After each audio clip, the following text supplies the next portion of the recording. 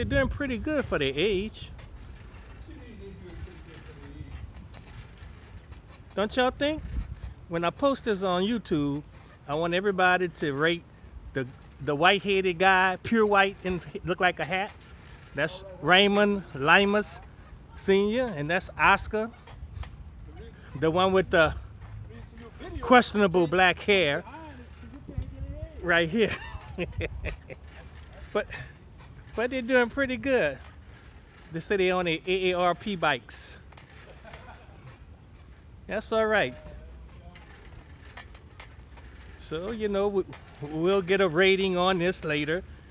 And as we come up upon Andrew and whatever street we're driving on, and Rampart, I guess that's sufficient experience. But we had to document this because no telling when this is going to happen again.